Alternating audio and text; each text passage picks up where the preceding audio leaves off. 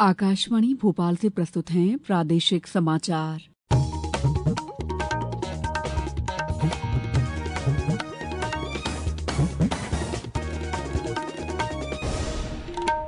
नमस्कार, समाचारों के साथ मैं दीपा सिंह।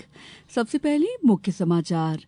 प्रधानमंत्री नरेंद्र मोदी के 5 देशों के दौरे का दूसरा पड़ाव। नीदरलैंड्स भारत की ऊर्जा सुरक्षा को मजबूत करने के लिए संयुक्त अरब अमीरात से हुए कई समझौते। सिक्किम के 50वें स्थापना दिवस पर गैंगटोक पहुंचेंगे उपराष्ट्रपति सीपी राधाकृष्णन। भोजशाला मामले में हाईकोर्ट के फैसले का मुख्यमंत्री डॉ मोहन यादव ने किया स्वागत।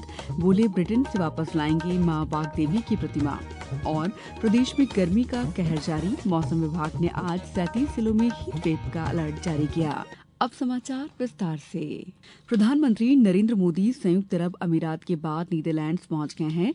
यहां एम्स्टर्डम में विदेश मंत्री टॉम बेरेंटसन ने उनका स्वागत किया। यहां के बाद प्रधानमंत्री स्वीडन, नॉर्वे, इटली भी जाएंगे।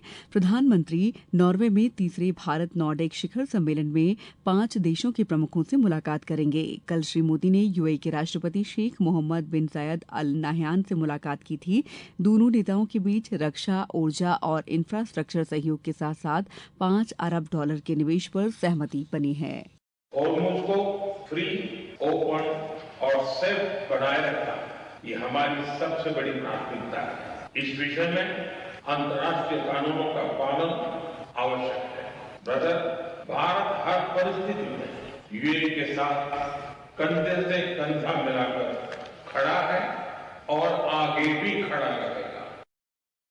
उपराष्ट्रपति सीपी राधाकृष्णन पदभार संभालने के बाद आज पहली बार सिक्किम जाएंगे। गैंगटोक में राज्य स्थापना दिवस समारोह में वे मुख्य अतिथि होंगे। राज्यपाल ओम प्रकाश माथुर, मुख्यमंत्री प्रेम सिंह तमांग और केंद्रीय संचार मंत्री ज्योतिरादित्य सिंधिया भी कार्यक्रम में मौजूद रहेंगे। सिक्किम आज अपना स्थापना दिवस मना रहा है। 1975 में राजशाही खत्म होकर यह भारत का 22वां राज्य बना था।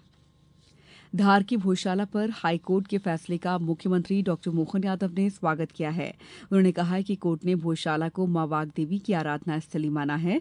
डॉ यादव ने कहा कि अब श्रद्धालुओं को पूजा अर्चना का पूरा अधिकार मिलेगा।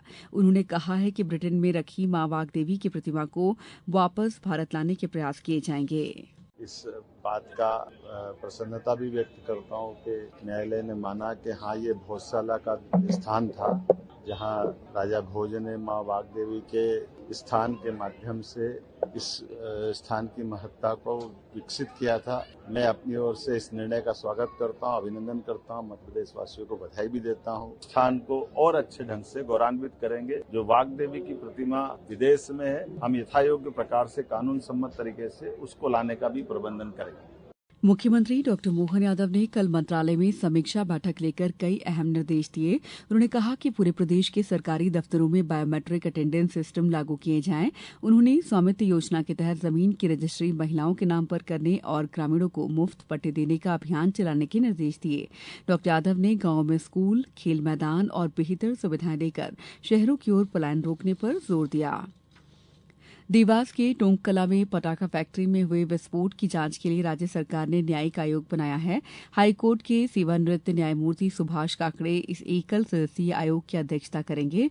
आयोग घटना से जुड़े 5 बिंदुओं की गहन जांच करेगा और 1 महीने के भीतर जांच रिपोर्ट राज्य सरकार को सौंपी जाएगी। केंद्रीय रेल, सूचना एवं प्रसारण, इलेक्ट्रॉनिक्स और सूचना प्रौद्योगिकी मंत्री अश्विनी वैष्णव ने युवा उद्यमियों अपर्णा और दिनेश से मुलाकात की।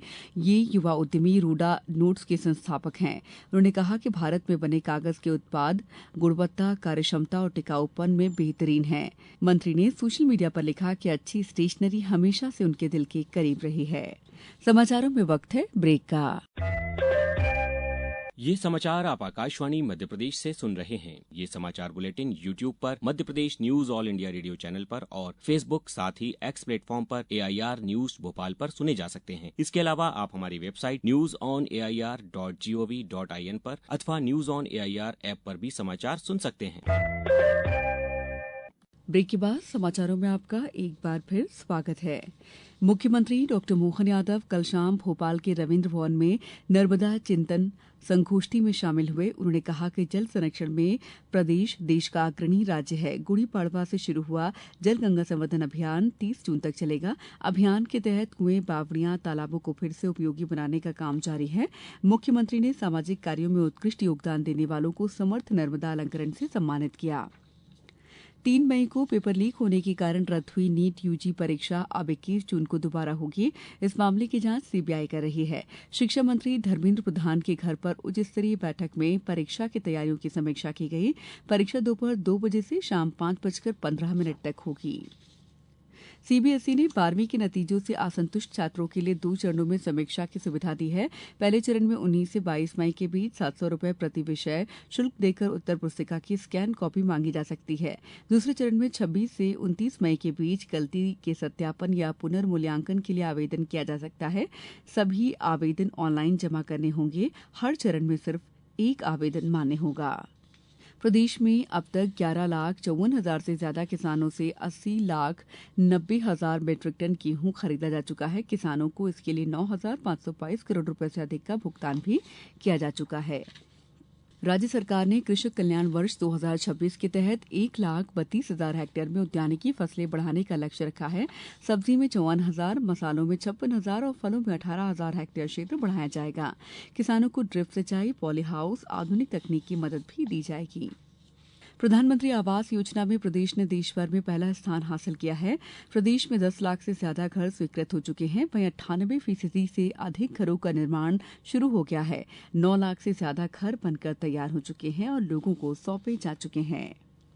मंडला जिले के रामनगर में 2 दिवसीय आदि उत्सव का आज दूसरा और आखिरी दिन है। कल केंद्रीय जनजातीय कार्य मंत्री जुएल ओराम ने इस उत्सव का शुभारंभ किया था। उन्होंने कहा कि आयोजन जनजातीय संस्कृति परंपराओं को जीवित रखने का बड़ा मंच है।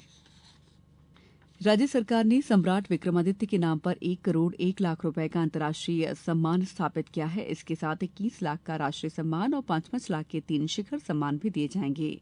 न्याय, सुशासन, कला, शौर्य और समाज सेवा के क्षेत्र में उत्कृष्ट कार्य करने वाले देश विदेश के लोग और संस्थाएं आवेदन कर सकती हैं। नामांकन की आखिरी तारीख 20 मई 2026 है। मध्य प्रदेश राज्य बॉक्सिंग अकादमी की बॉक्सर माहिला मा ने वर्ल्ड कप के लिए भारतीय टीम में जगह पक्की कर ली है। एनआईएस पटियाला में हुए ट्रायल में उन्होंने 2 मुकाबले जीते। आईपीएल में कल लखनऊ सुपर जायंट्स ने चेन्नई सुपर किंग्स को 7 विकेट से मात दी।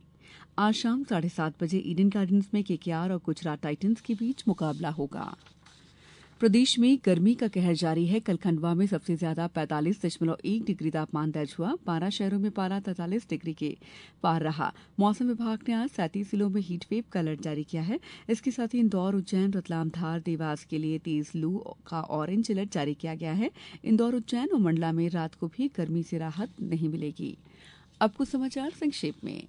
इंदौर में जल संसाधन मंत्री तुलसीराम सिलावट ने कहा है कि जल गंगा संवर्धन अभियान के तहत गांव-गांव जल संरक्षण के काम हो रहे हैं।